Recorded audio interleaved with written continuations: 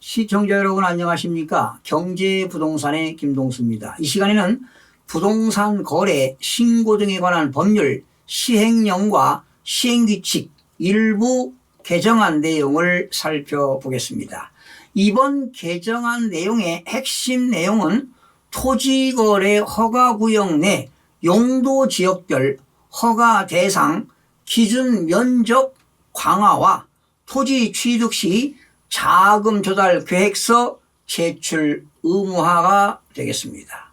오는 28일부터 수도권과 지방광역시 그리고 세종특별자치시에서 취득하는 1억 원 이상 토지 거래는 모두 자금 조달 계획서 내역을 신고해야 합니다. 토지의 일부를 사는 공유지분 거래는 금액에 상관없이 의무적으로 제출 대상이 되겠습니다. 그러니까 공유지분이라고 하는 것은 예를 들어서 A라는 사람이 100제곱미터 중에 30제곱미터를 소유하고 있는데 그 한 토지 필지를 여러 사람이 공동으로 소유하고 있는 그 일부를 사는 경우도 신고 대상이 되겠습니다. 바로 이러한 것들은 한국토지주택공사의 직원들 땅 투기 사태에 따른 아마도 후속 조치로 보면 되겠는데요. 그러다 보니까 토지 거래 규제가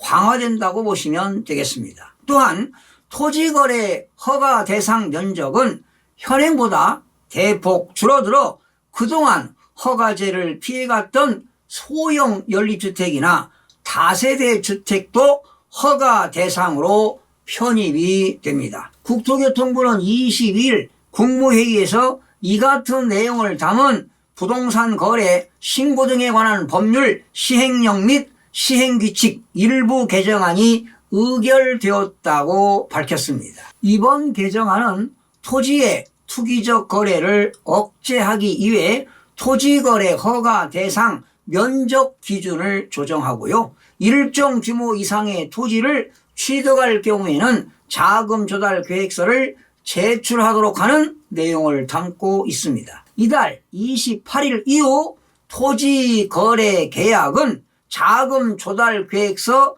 제출 대상에 포함이 됩니다.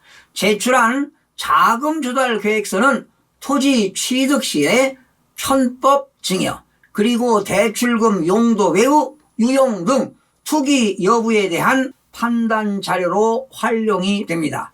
수도권과 그리고 지방광역시, 세종특별자치시에서 토지를 지분거래로 취득하는 경우 취득가액과 상관없이 자금 조달 내역과 이용 계획을 제출하도록 했습니다. 지분거래가 아닐 때는 1억 원 이상의 토지를 취득하는 경우에 한해 자금 조달 계획서를 제출하도록 했습니다. 이외 지역에서는 6억 원 이상 토지를 취득하면 취득자금 조달 및 이용 계획서를 신고해야 합니다.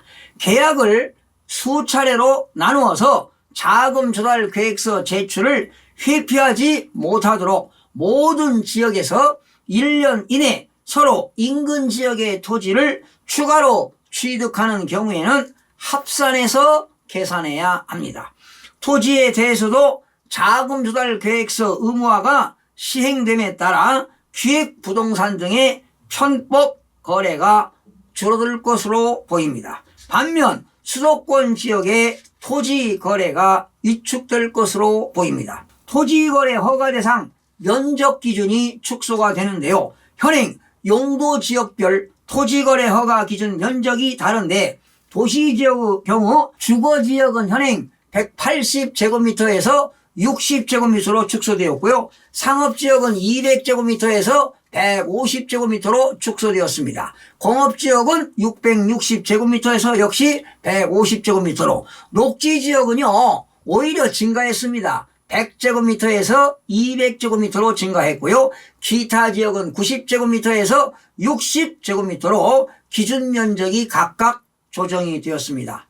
그런데 녹지 지역이 100제곱미터에서 200제곱미터로 증가된 것은 도저히 이해가 안 가는 대목입니다. 오히려 녹지 지역은 허가 기준 면적이 지금 100제곱미터에서 200제곱미터로 증가했는데요. 사실 기준 면적을 축소한 이유는 뭡니까? 바로 편법 증여라든가 기획부동산 등의 편법 거래를 줄이기 위한 것이라고 보면 되는데요.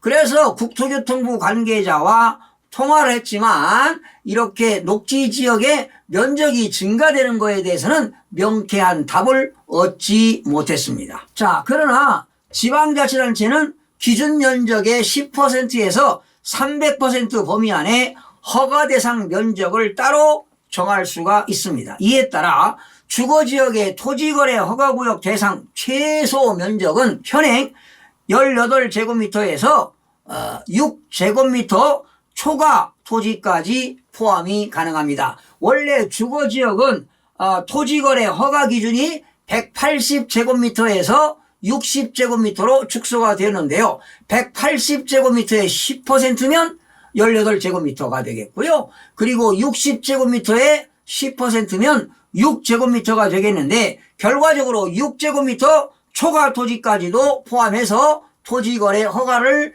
받아야 된다는 것입니다. 사실상 그러다 보니까 사실상 소형 연립이나 다세대 주택 등 모든 주택이 허가 대상으로 편입이 된다는 것입니다. 토지거래 허가구역으로 지정되었지만 대지 지분 면적이 13제곱미터에 불과해 갭 투자가 가능했던 송파구 잠실 리센스 전용 면적 27제곱미터도 이번에는 규제 대상에 포함이 되었습니다. 토지 자금 조달 계획서는 부동산 소재지를 관할하는 시, 군, 구청 방문 또는 온라인 제출이 가능합니다. 공인중개사를 통해서도 제출할 수가 있습니다. 매수인은 25일 이내 관련 자금 조달 계획서를 공인중개사에게 기간 이후에는 직접 별도로 제출해야 합니다. 제3자 대리인이 제출을 대행할 때는 위임장이라든가 신분증 등 관련 서류를 추가해 시, 군, 구청에 방문해야 합니다. 토지 자금 조달 계획서와 부동산 거래 계약 신고서는 거래 계약일로부터 30일 내에 제출해야 합니다.